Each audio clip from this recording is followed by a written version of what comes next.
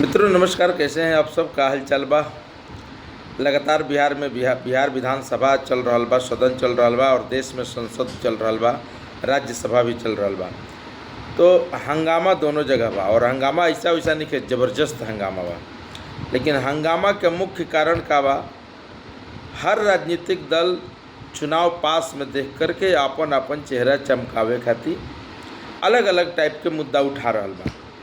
अब मतदाता पुनरीक्षण जो मुद्दा बड़ुए जो वेरिफिकेशन हो रहा बा चुनाव आयोग के तरफ से, वो एगो बड़ा मुद्दा बन गई बा बिहार से लेकर के संसद तक।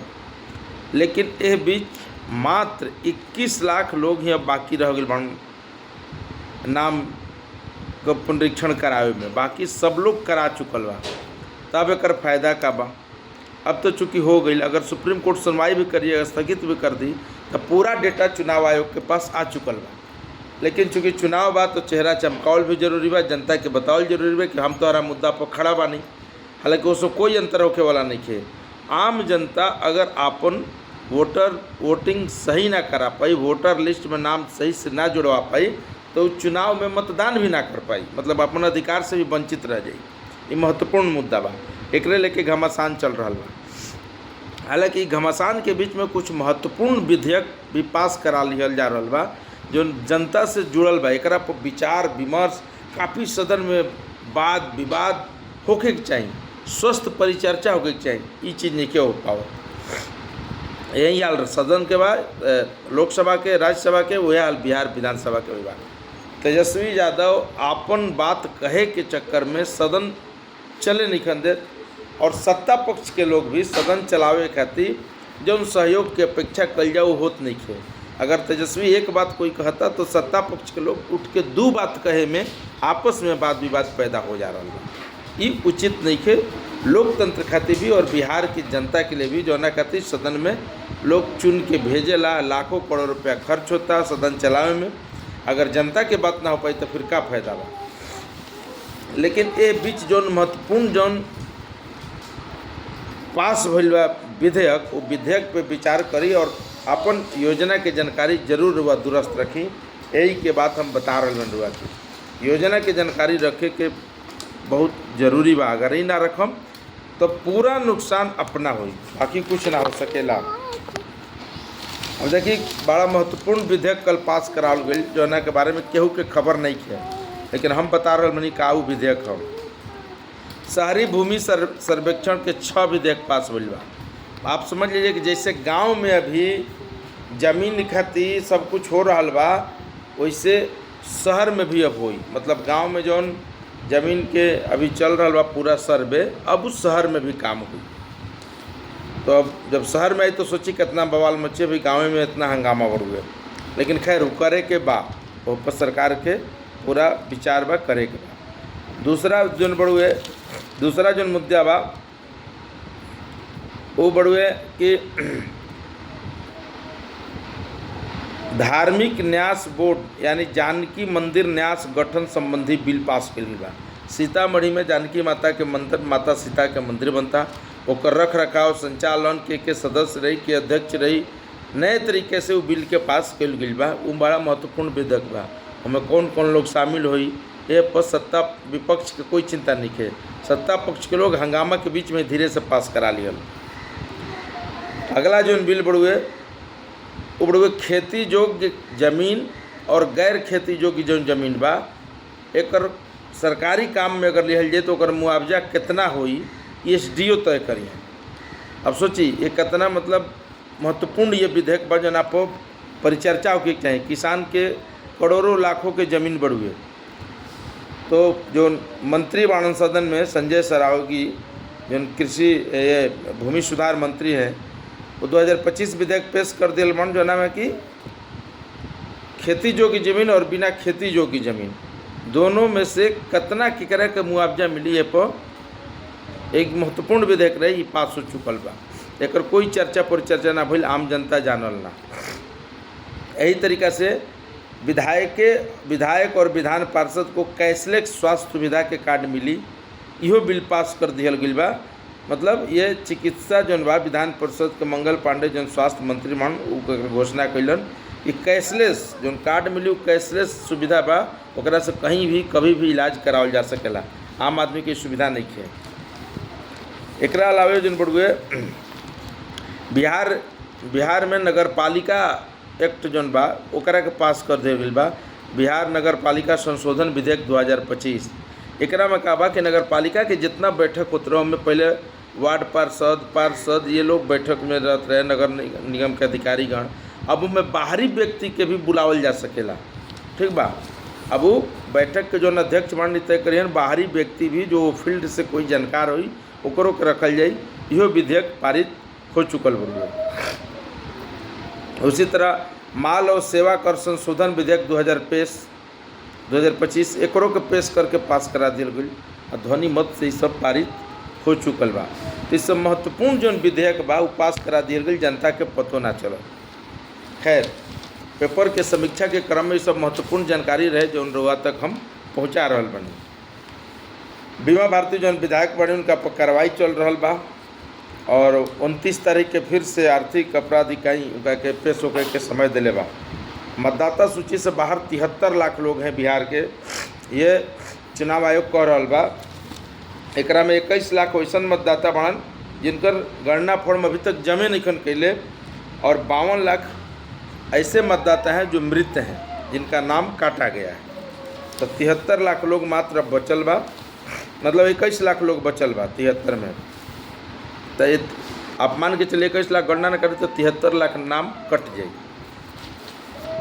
सिर्फ चुनाव आयोग ये भी कह रहा है कि सिर्फ मतदाता पहचान पत्र जो है, मतलब राशन कार्ड, मतदाता पत्र, वोटर कार्ड और आधार कार्ड, ये सिर्फ पहचान के लिए कि आप भारतीय हैं और बाकी इसका उपयोग नहीं हो सकता है। वहीं 11 डॉक्यूमेंट देना ही पड़ेगा आपको, इसमें कहीं कोई कंप्रोमाइज़ गुंजाइश नहीं है। एकरा अलावे जो खबर बढ़ुए वो महत्वपूर्ण बढ़ो कि पटना मेट्रो के 3 बोगी पटना में आ चुकल बा, ओकरा के असेंबल कल जा रहा बा। यही महीना के 30 तारीख तक ओकरा के ट्रायल रन कल जी, मतलब दौड़ा के 2 बार 4 बार दौड़ा के ट्रायल रन कल जी। अगला महीना यानी अगस्त में एकरा के उद्घाटन कल जी। चुनाव के लिहाज से बड़ा ही महत्वपूर्ण और विशेष ये खबर बा। और मेट्रो जब पटना में दौड़ी तो एक विकास के रफ्तार भी दौड़ी। यही विकास के रफ्तार से वोट में कितना ही रफ्तार काम आई, ये तो आने वाला चुनाव पता चली। 3 माह से मोबाइल नंबर 3 माह के समय दिया गई बा। मोबाइल नंबर पता अपना अपडेट करा लीजिए, नहीं तो आपका डीएल और जो आरसी है वो सब जो है आपको बैन कर दिया जाएगा। यानी अगर आप पता अपडेट नहीं कराते हैं, आपका चालान कट चुका है और आपके पते पर नहीं पहुंचता है एसएमएस, मोबाइल नंबर नहीं है, तो आपका डीएल और आरसी दोनों का लाइसेंस रद्द कर देगा परिवहन विभाग। इसलिए 3 महीना का समय दिया गया बा कि अपन पता, मोबाइल नंबर सब कुछ आरसी में अपडेट करा लीजिए। जो आपका पेपर है गाड़ी का उस पर अपडेट करा लीजिए। चालान अगर कट जाता तो 30 दिन के अंदर, ठीक बा, 30 दिन के अंदर आप उसको बताइए कि हाँ मेरा चालान सही कटा है कि गलत कटा है। आपको चैलेंज करें, चालान से असंतुष्ट है तो 30 दिन का समय है चैलेंज करने के लिए। 15 दिन में डिजिटली रूप से आपको चालान भर देना है। अगर नहीं भरते 3 बार बाउंस करता है तो आपका उस हालत में भी डीएल कैंसिल किया जाएगा। अब ट्रेन खुले से 30 मिनट पहले भी पार्सल का बुकिंग आप कर सकते हैं। ट्रेन खुले से पहले भी पार्सल का बुकिंग कर सकते हैं 30 मिनट मात्र पहले, यानी आधा घंटा पहले। ये सुविधा पहले ना रहे। एआई तकनीक से जरिए अब सीएससी के भी व्यवस्था कल जाए। जो गांव लेवल पर जो स्वास्थ्य सुविधा केंद्र बा ओकरा के एआई तकनीक से डेवलप कल जाए। कक्षा 6 बिहार सरकार में स्कूली बच्चा कक्षा 6 से लेकर के ऊपर तक के अब एआई का प्रशिक्षण प्राप्त कर सकेंगे। सब महत्वपूर्ण खबर बा। एगो 101 करोड़ रुपया 2 बैंक में मिलकर गबन कर गई बा, वो पकड़ाइल बड़ुए। सूचना प्रौद्योगिकी मंत्री को डाटा इंटरप्रेटर ने एक ज्ञापन सौंपा 11 सूत्रीय मांगों को लेकर। अगर उसके ज्ञापन पर विचार नहीं कर दिया जाएगा तो पूरे बिहार में डाटा इंटरप्रेटर जो सरकारी ऑफिस में काम कर रहे हैं उनका हड़ताल होगा और उस हड़ताल में सारा काम डाटा एंट्री ऑपरेटर के कंप्यूटर से टाइप से लेकर सब कुछ बंद हो जाई। तो एकरा पर तत्काल रूप से विचार करे के पड़ी। गणना प्रपत्र भरे खातिर जागरूकता रथ भी सांसद रवाना कल जा रहा बा, चूँकि सब कोई के कोई प्रकार के दिक्कत ना होके। अगला खबर खाद्य से संबंधित बा। राज्य में खाद के कोई कमी नहीं खे, कृषि मंत्री कह रहल बन विजय सिन्हा। अगर खाद के कालाबाजारी भइल, केहू किसान के खाद ना होई, खाद ना मिली तो अधिकारी के नाप दिहल जाई, मतलब अधिकारी पर कार्रवाई हुई। भंडारण की स्थिति राज्य में का बा, यूरिया के जौन भंडारण के स्थिति बा, आवश्यकता कितना बा, आवश्यकता बा 10.5 लाख टन और मौजूद बा 3.5 मतलब 3,92 लाख टन की स्थिति बढ़ी मौजूदगी में। वैसे 2.20 लाख DAP के चाहिए, मतलब आवश्यकता बा, और 1.10 लाख टन DAP मौजूद बढ़ी। NKP 2.50 लाख टन चाहिए, तो मौजूद बा 2.28 लाख टन, तो कोई कमी नहीं है। MOP भी आपका 0.50 चाहिए तो 0.64 बढ़ुए। SSP जो बढ़ुए वह 0.75 चाहिए तो 1 लाख टन बढ़ुए। यानी पूरा आवश्यकता पूरे खरीफ सीजन के लिए उपलब्धता कराई गई है और 22 जुलाई 2025 तक की मात्रा सब इतना टन उपलब्ध बढ़ुए। तो खाद के कोई कालाबाजारी करी, कोनो किसान के समस्या हुई तो डायरेक्ट कृषि मंत्री के और टोल फ्री 2 नंबर भी जारी कर गई बा।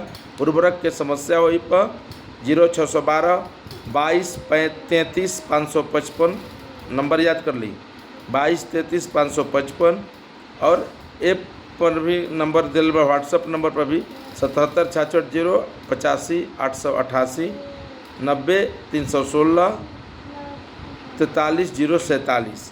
ये 3 नंबर जारी कर गई बा। कोई की खाद का केहू के अगर दिक्कत बा पूरे बिहार में, या फ़ोन करके सूचना दी, तुरंत खाद मिली किसान के। सरकार पूरा एक्टिव है, चुनाव भी बा और ऐसे भी सरकार एक्टिव रहना भी चाहिए। किसान के कोई दिक्कत ना हो इसका तो देख रेख करना ही चाहिए। अब किसान के अगर बात करते हैं तो हमनी के ज़िला में पूरा हम रिपोर्ट देखल रही, रोहतास में कोना तरीके से सुखाड़ पड़ल बा, भगवान एकदम खाली आग बरसावत रहन, पानी निकल दे। एगो आंगनबाड़ी केंद्र बनावे के नाम पर दूसरा के खेत बदार के रकबा दे करके आउजा भवनों बन गई, अब ओकरा के हथिया भी ले लेगा। ये मामला प्रकाश में बा बेगूसराय के बखरी से। एक से एक बिहार में जलसाजन के कमी नहीं है, बहुत जलसाज लोग बा। ग्राहक के शिकायत पर सहानुभूति से विचार बैंक नहीं कर रहा, RBI ये बात कह रहा है। ये बात सही है, बैंक से कोई भी बात कहबो तो बैंक जल्दी सुने ना। RBI तक की शिकायत पहुँचल बा, RBI में का कार्रवाई करी, ये देखे वाला महत्वपूर्ण बात बढ़ू। तो आज महाशिवरात्रि है, महाशिवरात्रि काफ़ी अच्छा संजोग बा। तो आप सब महाशिवरात्रि के रुद्राभिषेक से लेकर के पूजन भगवान भोले बाबा के जितने खुश करी उतने रहो लाभ मिली, बड़ा महत्वपूर्ण बढ़ू। पर्यटन स्थल विजेता के नाम घोषित करे के बाद इनाम मिली, तब ओकरा में वोट की जरूरत बा। 13 पर्यटन स्थल के अथी कर गई बा, मेरा गांव मेरा प्रदेश के तहत। तो ये पूरी खबर है, आप लोग देखिए, समझिए, सुनिए। जो महत्वपूर्ण खबर है, चुनाव के बीच में हंगामे के शोर में दब न जाए, हम आपको बता दिए। अपने खबरों को लेकर जागरूक रहिए, सावधान रहिए और भूषण भोजपुरिया चैनल को देखते रहिए, लाइक सब्सक्राइब करते रहिए। आपको इसी तरह नए नए खबरें हमेशा मिलते रहेगी। धन्यवाद, नमस्कार।